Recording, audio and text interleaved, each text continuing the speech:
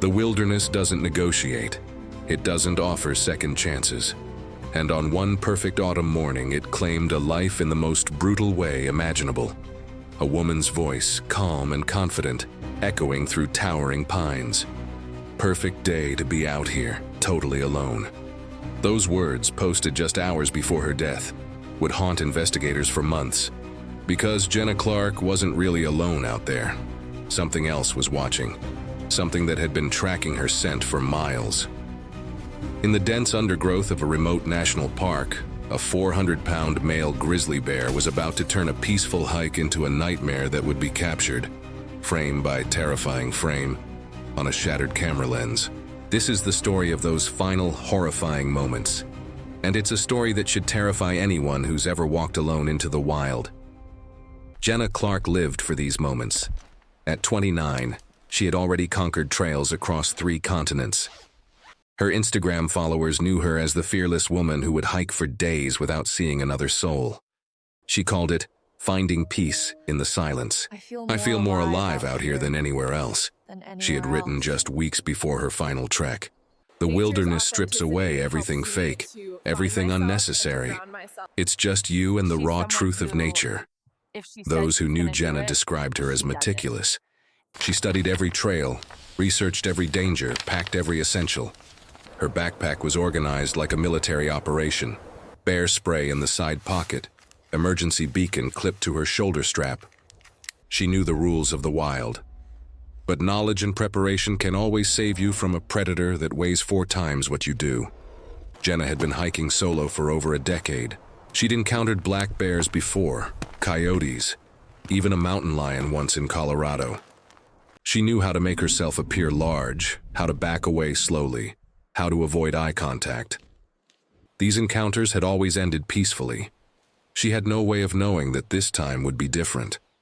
This time, she would meet a bear that was hungry, territorial, and in no mood to retreat. Her friends later said she'd seemed unusually excited about this particular hike. The trail wound through old-growth forest that most people never saw.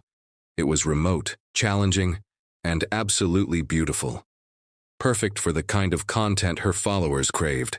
Grizzly bears are nature's perfect killing machines. Adult males can weigh up to 800 pounds and run 35 miles per hour.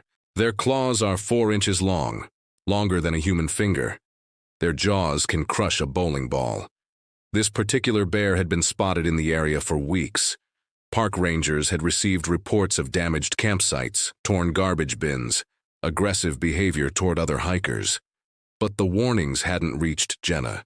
She'd chosen this trail specifically because it was off the beaten path. Wildlife experts would later examine the evidence and piece together the bear's movements that morning. It had been foraging near the trail when it caught Jenna's scent. Unlike black bears, which typically flee from humans, this grizzly was curious, and hunger had made it bold. The bear had likely been following her for over a mile before the encounter. Its massive paws had left impressions in the soft earth just yards from where Jenna had stopped to take photos. It had been watching her, learning her movements, waiting. Grizzlies are ambush predators. They use their incredible sense of smell, 7 times stronger than a bloodhound's, to track prey for miles. Once they lock onto a target, they become focused, determined, unstoppable. October 15th dawned crisp and clear. Temperature 52 degrees. Visibility unlimited. It was the kind of day that makes you believe nothing bad can happen. Jenna had started her hike at 7:30 a.m., parking at the remote trailhead where her car would later be found by search teams.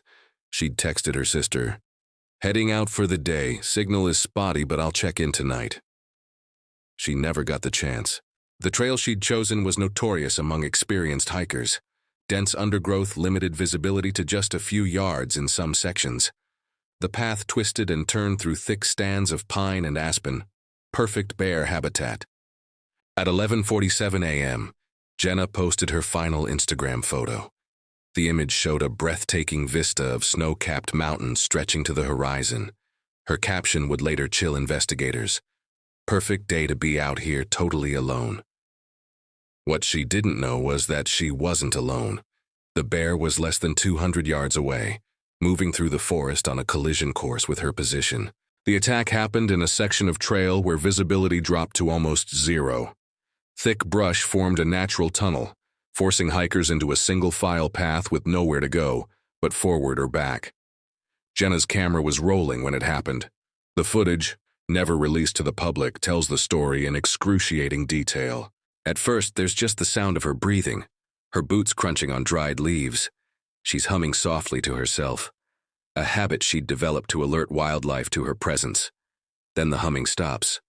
"Oh," she says quietly. Her voice carries a note of concern, but not panic. Not yet. "Oh, wow, that's a big bear." The camera shakes as she slowly reaches for her bear spray. Wildlife experts who've seen the footage say she did everything right in those crucial first seconds. She didn't run. She didn't scream. She spoke in low, calm tones while slowly backing away. "Hey there, big guy," her voice whispers on the recording. "I'm just gonna back up real slow. You go your way, I'll go mine." For a moment, it seems like it might work. The bear stops, sniffs the air, appears to consider its options. Then something changes. Maybe it's the way she moves. Maybe it's just instinct. But the bear's posture shifts from curious to aggressive in an instant. "No, no, no." Jenna's voice becomes urgent. The camera jerks wildly as she tries to deploy her bear spray while backing away. But she's too close. The bear is already charging. What happens next lasts only seconds. But those seconds contain a lifetime of terror. The sound hits you first, a roar that seems to shake the very trees. Then comes the crash of something massive moving through the undergrowth at incredible speed. Jenna screams. It's a sound that investigators later said haunted them for weeks, pure primal terror.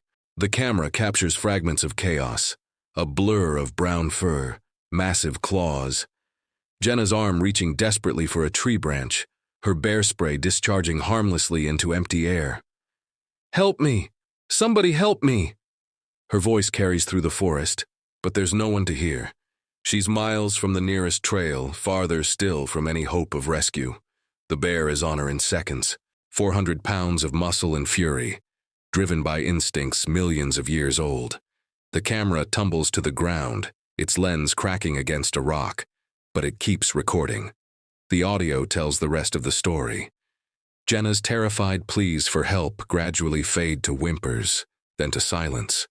The only sounds are the bear's heavy breathing and the rustle of leaves. Wildlife experts estimate the attack lasted less than 3 minutes. But for Jenna Clarke, those 3 minutes were an eternity of unimaginable horror. When the bear finally moves away, an eerie quiet settles over the forest. The camera lies on its side, its cracked lens pointing toward a patch of bright blue sky. Blood has splattered across the frame. For several more minutes, the camera continues to record nothing but silence. Then, gradually, the normal sounds of the forest return. Birds singing, wind in the trees, as if nothing had happened. But something had happened. Something terrible and irreversible. Jenna Clarke, who had loved the wilderness more than anything, had become part of it in the most brutal way imaginable. 3 days later, when Jenna failed to return from her hike, her sister called park rangers. A search team found her car in the remote trailhead parking area, exactly where she'd left it. The search took 2 more days. The rescue team included dogs, helicopters, and volunteers from 3 counties. They found her camera first, its lens shattered but its memory card intact.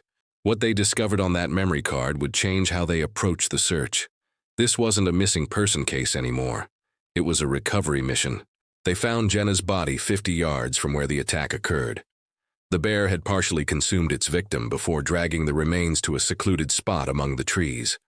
Its behavior consistent with grizzlies marking their territory.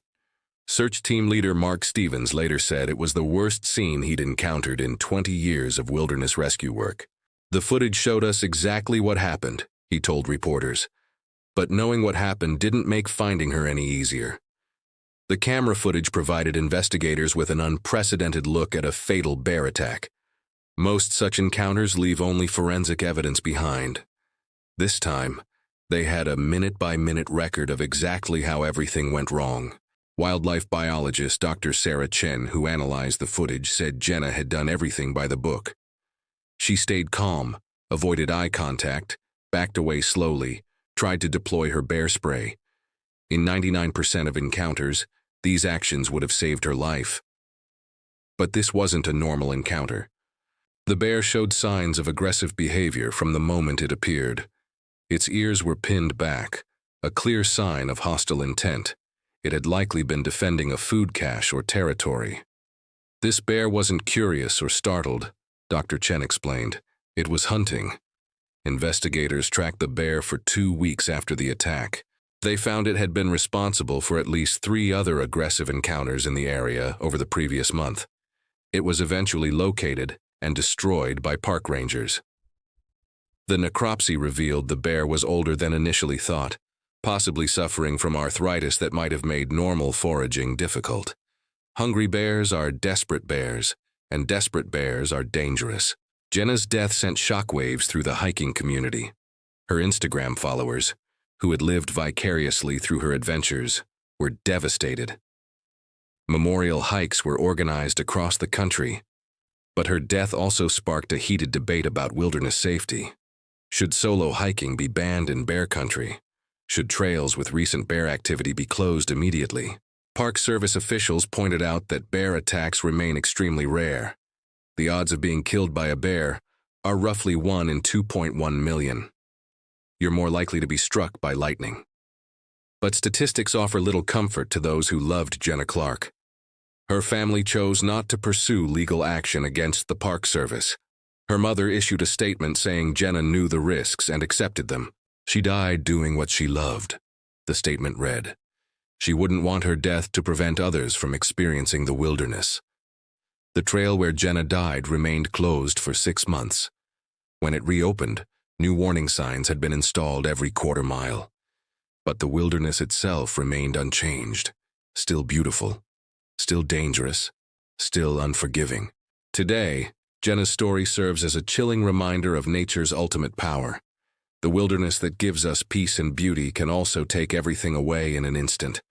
Her final Instagram post remains online, a haunting epitaph to a life cut tragically short. Perfect day to be out here totally alone.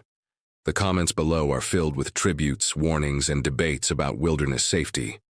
But perhaps the most telling comment came from a fellow hiker who wrote, "She lived more in 29 years than most people do in 80. The wilderness took her life, but it also gave her a life worth living." Jenna Clarke died as she lived, alone in the wild places she loved. In those final terrifying moments, she faced the ultimate truth about nature. It doesn't care about our plans, our preparations, or our dreams. It simply is, beautiful and terrible, life-giving and life-taking. And sometimes when we venture into its deepest places, we discover that we're not at the top of the food chain after all. The wilderness remembers Jenna Clarke, and her story will echo through these forests long after the last hiker has gone home. Because in the end, the wild always wins.